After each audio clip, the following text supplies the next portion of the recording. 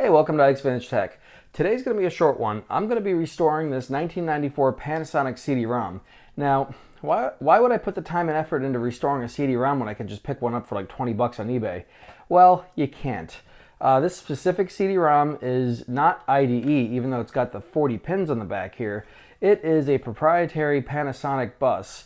Now, what that means is back in 1994, you didn't just plug the CD-ROM into the IDE channel on the motherboard. You could, it did exist, but it wasn't a standard yet. So what they did back then was multiple manufacturers had different standards, and this particular sound card supports 3 different manufacturers' CD-ROMs. Sony, which had like a small floppy drive ribbon cable almost. I didn't count the pins, but it is smaller.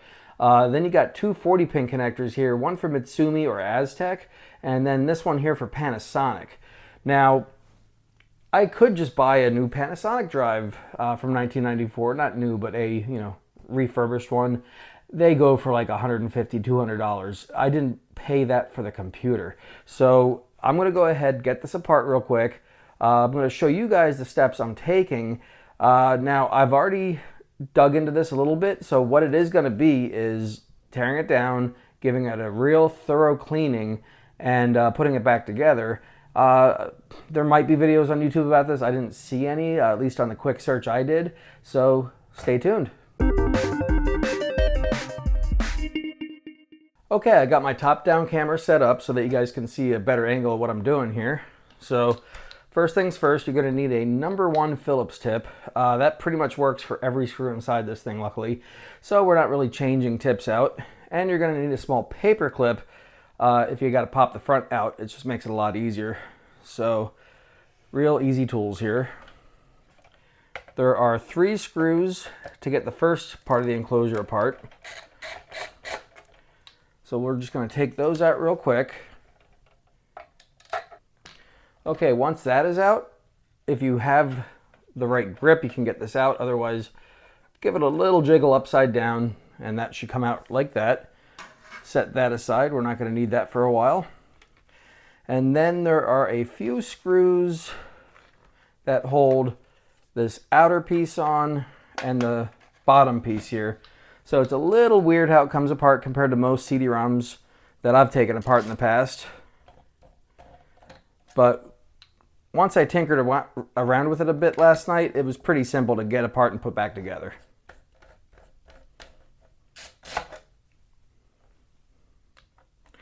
So there are 4 screws on the bottom here, and once these come out, it's pretty simple to just gently pull up on the bottom here, and now that's off. You can see the years of dirt and crud that have amassed in this thing. I'm going to be cleaning that out. One thing I won't be doing, and I'll go into this a little later, is I'm not going to be messing around with the actual mechanism around the laser. I'll lube it up, but I am not taking it apart. I do not want to take a chance of misaligning anything that might be factory set. So just like a Macintosh Compact Mac floppy drive, if you take that apart a little too far, you can misalign the whole thing and then it won't read. Basically, the laser is not going to know where it needs to be. So that I am not going to touch. Everything else is fair game. So the next step here, you flip it back over, take your paper clip, give it a quick push, just enough to get it out. Now, in the past that has clicked. I thought it was a rubber band snapping because I didn't see any gears grinding, but if it doesn't release properly, it does give a click on this model. Mine at least. I'm sure everyone out there has their own problems with their own stuff, so this is one of the problems with mine. You want to take this front plastic bezel off, set that aside. As you're taking it off, you want to kind of press out on here because it clips down to right in here. Now that that is off, you want to carefully pull that out as far as it'll go. And then there are 4 screws. 1, 2, 3, 3 and 4. You want to take those out, and that's going to release the outer ring that is still left, the outer frame. Now, it's not too hard to mix the screws up, so I do recommend ice cube tray, one of these nice little pads that has different screw holders. It just makes it a little easier when you're putting it back together. It's not too hard to follow, but if you're doing this over different days, or you just don't have a good memory, you know, take notes, take pictures. That's why the technology exists.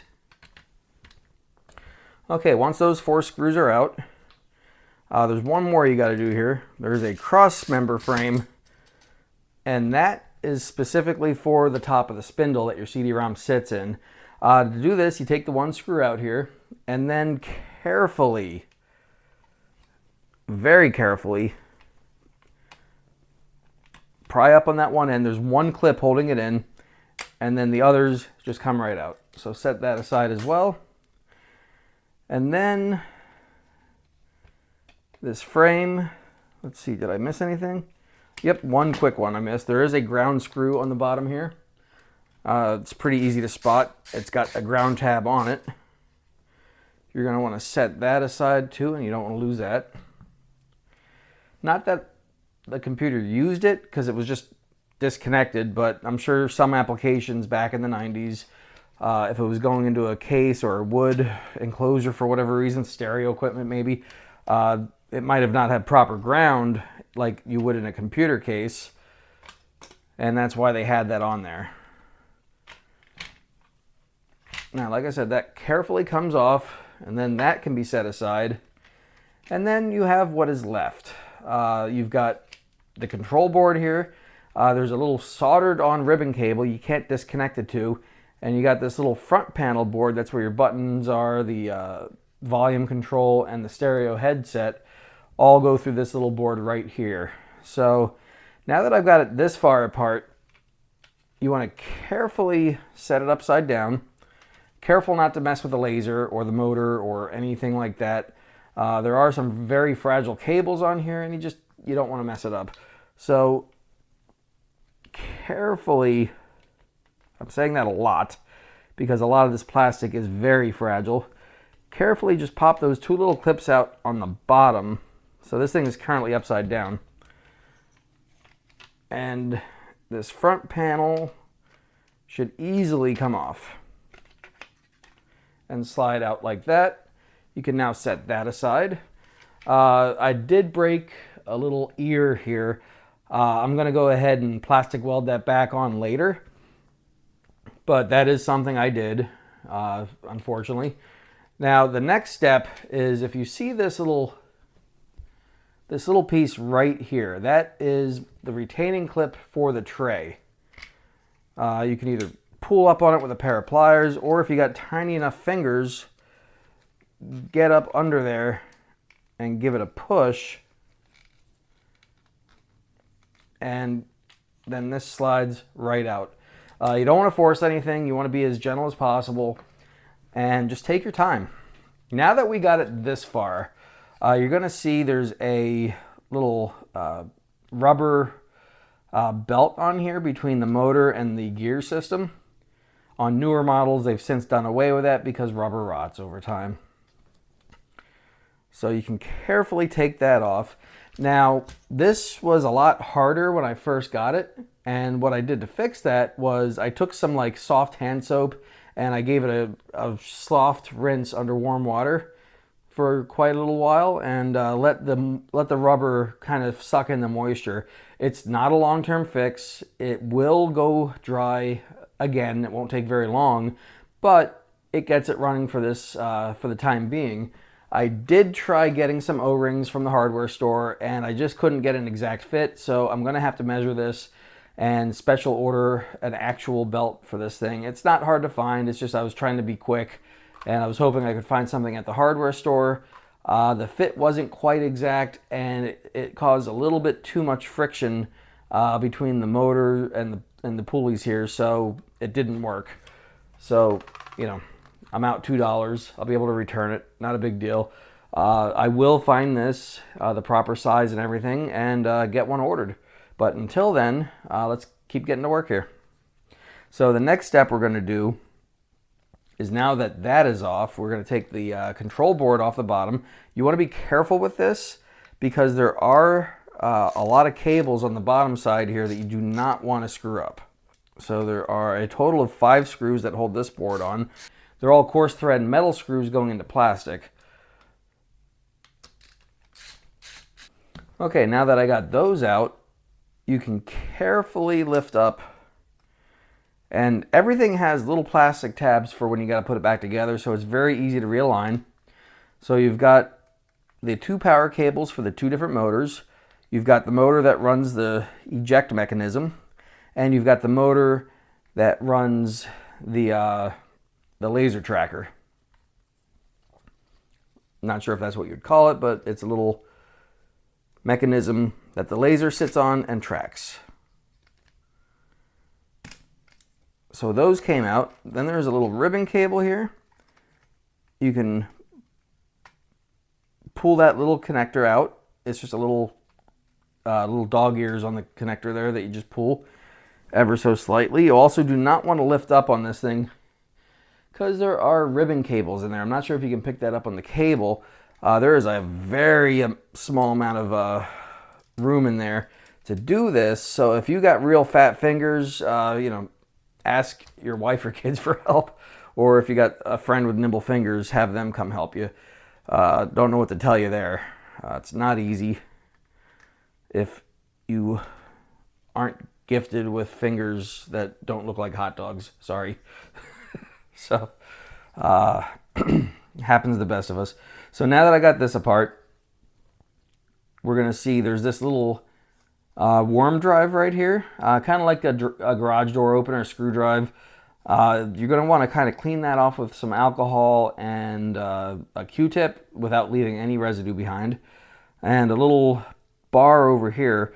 You're going to want to then take a lithium grease or a super lube, something like that, that isn't oily, but it's not going to leave any liquidy oil. Like, you don't want to use machine oil or anything like that in here.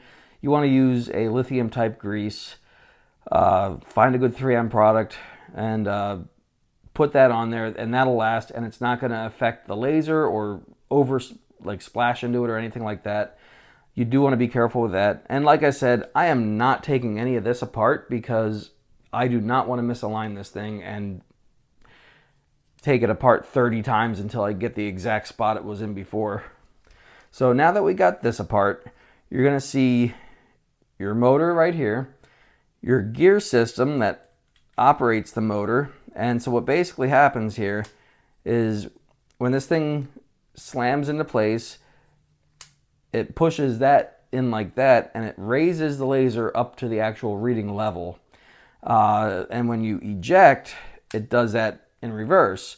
Now, the problem I'm having is in combination of the loose belt here and the fact that this is not very clean anymore. It's 30 years of dirt and grime and dried up lube.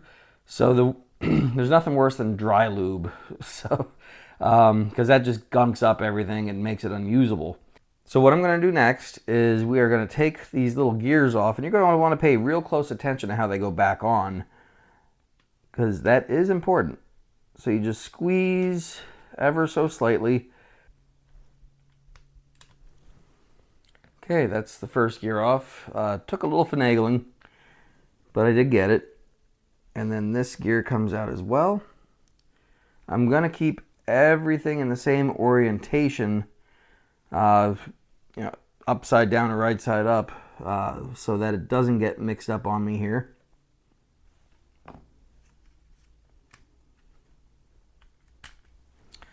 Okay, so this gear right here, I had to kind of take out at an angle. I didn't bend it, but it did not feel like I should have been taking it out like that. The reason being is there's a little metal clip on here, and it's not your standard circlip, and maybe I could have taken it off. Maybe I can. Let me try again.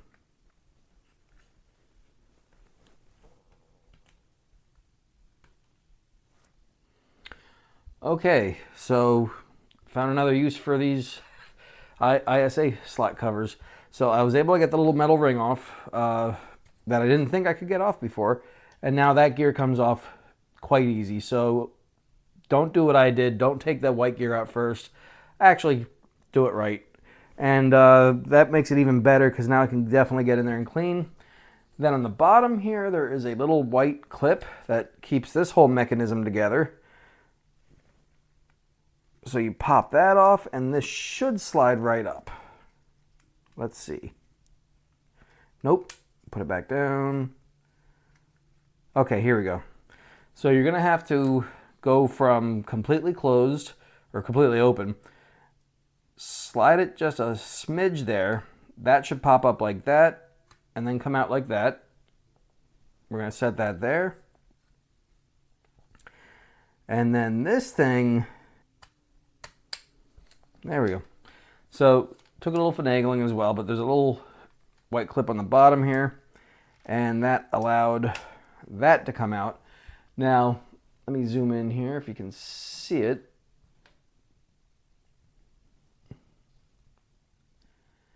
This little groove right here has a lot of gunk, and that is probably what is stopping it from working, and also all the gunk in here, and it's just pretty nasty. So I'm going to go ahead and actually give this a deep clean, hot soapy water, dry it out real good. Like I said, this isn't getting touched. I might go over it with a Swiffer. I'm not going to touch the laser until I'm ready to clean that at the very end. I'm going to use 99% isopropyl alcohol and a real cotton Q-tip. And then we'll put it back together. So I'll be right back. Okay, I'm back. So I went ahead and I cleaned all the gears up, the mechanism. The cool thing is I found out this actually moves. It did not before, so that is probably part of the reason it wouldn't eject. Because this little spring here senses the pushback of the eject mechanism, so I believe that might have been part of the reason it wouldn't eject. So I got that cleaned. I cleaned up this area with some isopropyl alcohol.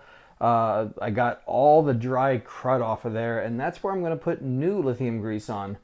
I have a little tube of it right here. I've used this for countless things over the years. In fact, this tube I have right here, I've had for probably 12 years in just this tube. I use it very sparingly. It's very expensive. Go ahead and look up Krytox 240 AC. I've had this tube for probably 15 years. Like I said, I use it sparingly. It was much cheaper back then. And yeah, it's gone up quite a bit in price over the years. That's inflation for you. So I do use this, and I'm going to hold on to this until I'm about in my 60s or 70s because this stuff is gold. I'm going to take the little syringe here and just place it on the tracks where it was prior.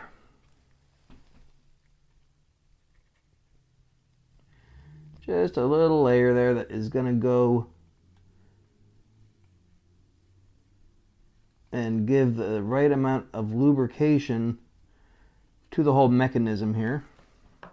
Okay, so before I forget, I'm also going to lube the inside of this little mechanism here.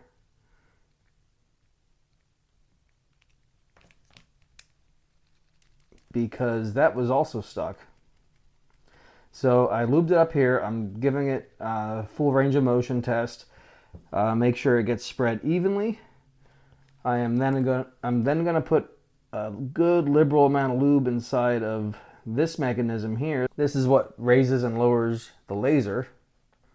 So that's quite a bit in there. And now for the fun part, trying to get all this to line up in the exact way it needs to. Oh, easier than I thought. Okay. Okay, now that I got that in, I'm just gonna, once again, give it some full range of motion testing here.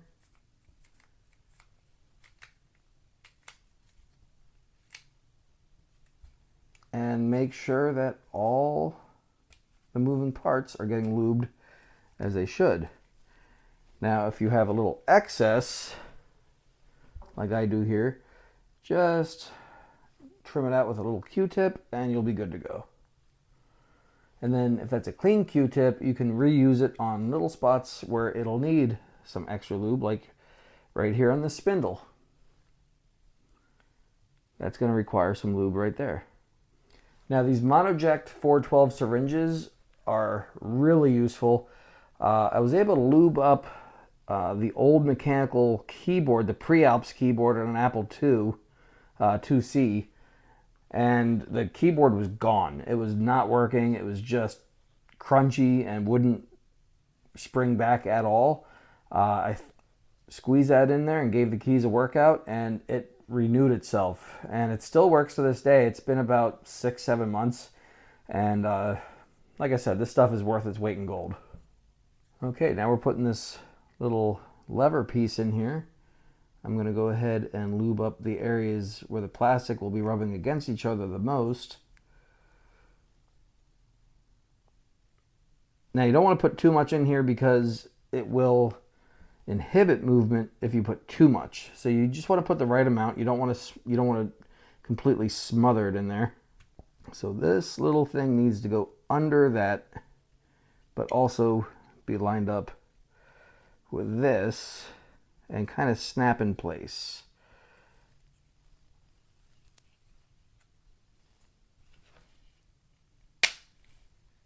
There we go. So that will go up like that. Once again, just a little bit of lube inside of the gear itself. Not on the teeth, but more on the shaft. Make your own teeth and shaft jokes. This is a clean channel, folks. Okay, I wasn't paying attention. I should have referred to my photos. Wrong gear.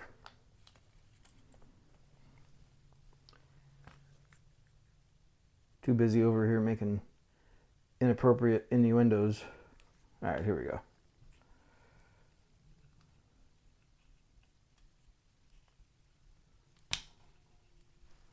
That should slide right on, as should this. There we go. Now it's working. Now I just got to find the little O-ring, not O-ring, little lock ring. Put that back on there. That just went on finger tight, so I guess it wasn't the big meanie I thought it was in the beginning here. Okay. Then this little guy goes on next. All right. So this gear here, when it senses these gears turn, well, when it gets turned by these gears, in turn kicks this little gear. There we go. So it goes on in that direction. And as you can see here, if the camera's in focus, that's what pushes that little guy where it belongs.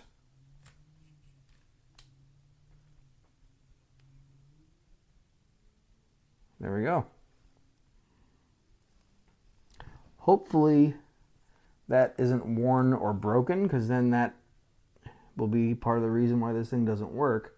Now it does look like it is all intact, so here's hoping. Then we got the third, or well, 1, 2, 3, yeah, the fourth and final gear.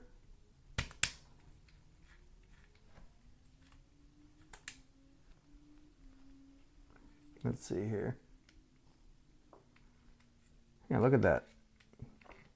Beautiful.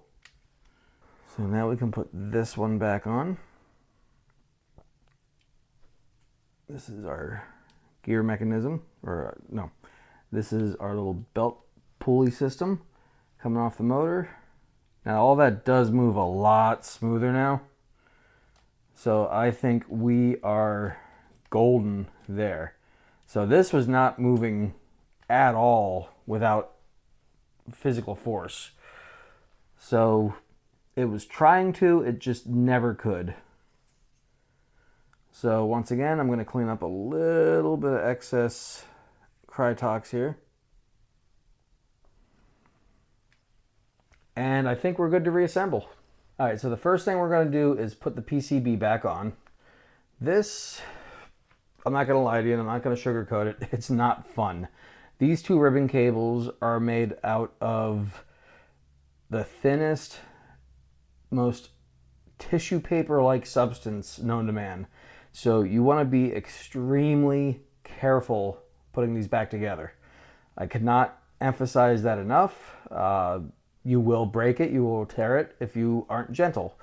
So go into this with caution. So the first thing you're going to want to do is you do have slack on this rear motor here. And as I'm saying this, I'm looking over at a section I did not lube up. Okay, now that that's taken care of, let's get back to work. All right, first things first, you can install this little clip right here for the rear motor. And it is keyed, so you can't accidentally do it the wrong way. You don't have to worry about that. So you have plenty of slack here. That's the end of your slack that you're going to see. The next one I would recommend would be this larger flat cable. I'm going to try to do this for the camera, and that's probably how I'm going to break it. So this cable is next, and then followed up by this cable here, which goes into the smaller port. And then this front one is a lot easier, so I'll save that for one of the last ones here. While we're here, I may as well do these two power cables that are for the two motors. There's 3 motors on this total. A rear motor that runs this rail here. You got the motor that spins the CD, and then you got the motor that ejects.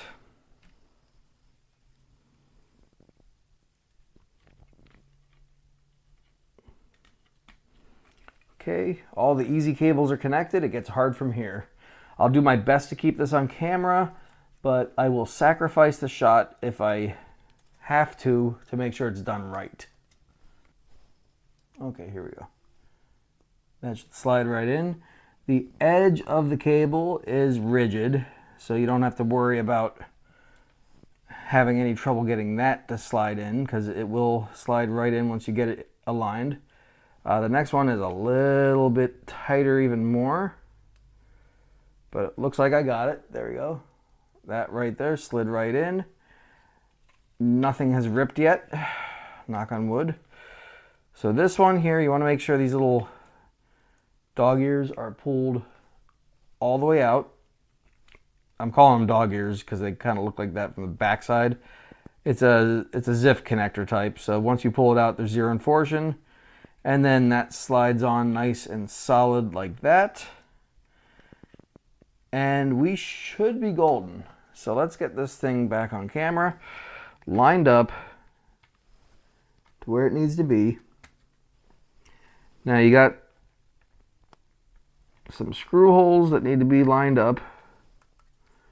And that's the easy way to tell you got the right holes, because these screw holes are lined up.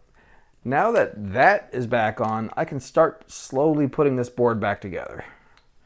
Now all these plastic screws are easy to tell which is which because they do not have this metal conductive area that the grounded screws have. So these are just going into plastic. There's no need to ground them. And if you don't get thread right away, back off on the screw and then screw it in. It's just a lot easier. Here, take a look. You hear that little click? And then go forward. That way you're using the previous threads that were already made from the factory. You're not creating new threads, causing new stress. There you go. Causing new stress to the old plastic. And you do not want to go tight on these. You just want everything snug, nice and comfortable. Now, this one is very important that you get this lined up. I found this out. This little LED status indicator has to slot into the hole perfectly on this thing, or it doesn't get lined up. And you could break the LED off. You want to be careful with that. You also want to make sure all your cables are being run into areas that they will not be harmed. Everything appears to be where it belongs. Let's see how this slides open, and it does give enough room. Gives enough room for the cables to move freely when that slides open.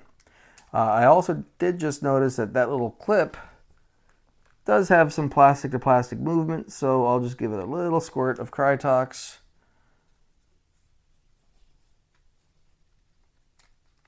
And there we go. That'll be good for another 30 years. Now, on this one, on the front, there's only one plastic screw that holds it in.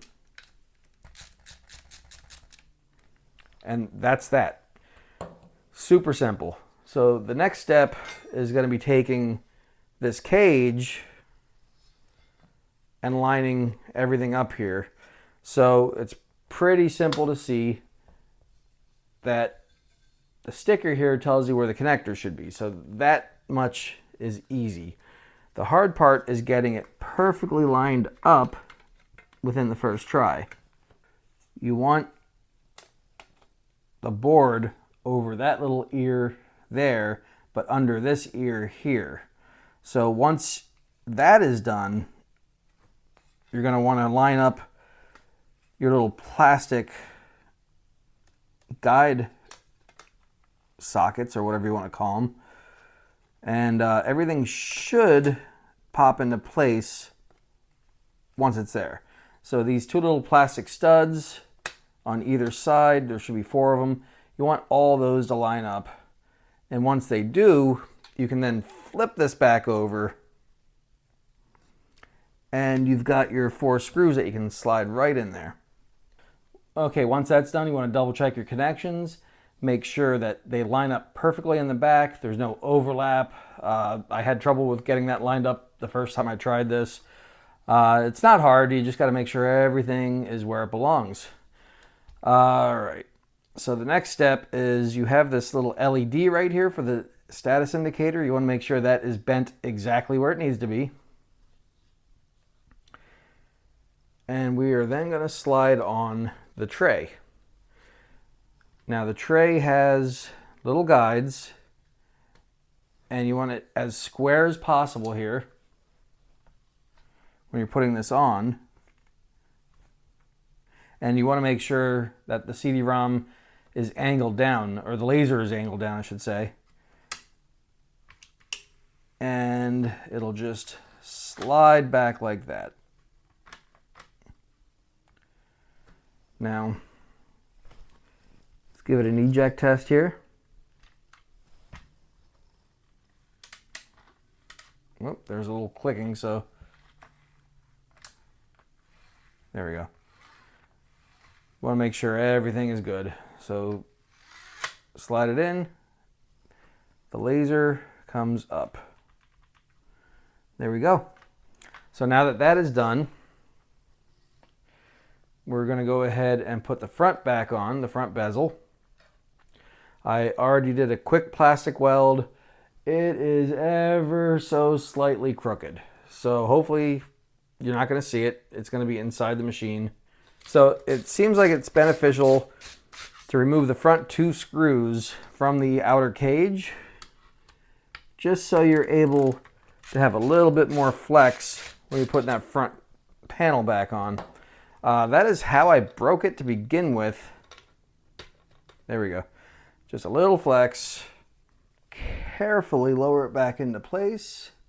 And you want that status LED to fit right into that hole, along with the volume and headphone jack.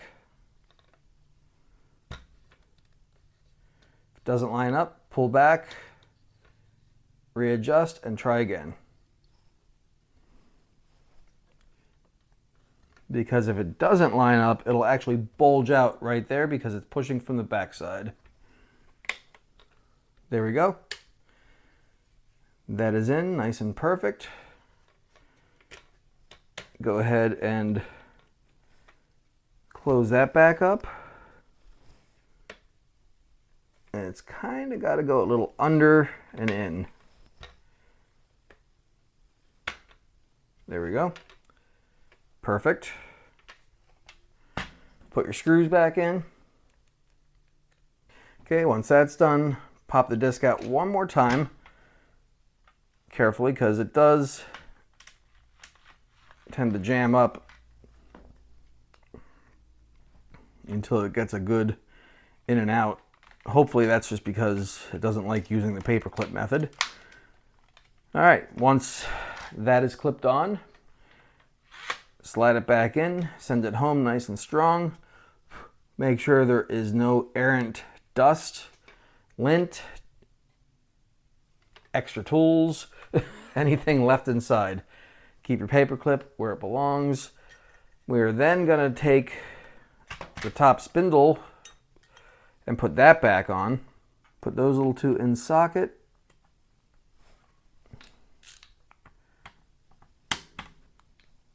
Let that stick down real quick. We're just about done. So go ahead and put the top back on. Let that slide in perfect. Whoop, I forgot something. No, I didn't. It's on the next part. I did this in reverse the last time. So it doesn't matter if you put the top or bottom on first. Just as long as they are on and you don't have extra screws when this is all done. You get your little ground clip right here with your ground screw.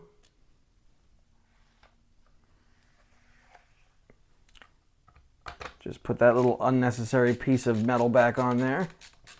It might be necessary, depends on your application. And then your bottom cover, which should slide right nice and flush in there. Okay, there we go. It looks clean. I hope it works as good as it looks. So let's go ahead and grab a power supply and see if this thing opens. Okay, I got the power supply set up. Moment of truth. Let's see if it works. Good sign so far. Let's see if it opens. Yes. You never know until you try. Let's see if it closes. I call that a success. Let's do it a couple more times, because it could just be the first try works and then something is misaligned or broken and then it stays broke. Okay, this is great. I saved myself a ton of money. If I wanted to stay full original on this thing, I could have always put in a newer IDE CD-ROM, but then you start losing compatibility if you want to go with the exact same software packages, the custom installers that Packard Bell had back then. And that's what I'm going for. I'm going for factory full condition here. And I'm happy it works. That is a relief. Let's see if it plays the disc that I found in this thing when I first opened it. Not that it's going to play it. It's not hooked up to a computer, but you don't hear any grinding. So I don't hear any accessing. I doubt it's going to spin up without the computer telling it to do so. The fact that it goes in and it comes out, it's still in one piece. This thing looks much cleaner than it was before. Let's see if I can press it. Yeah, look at that.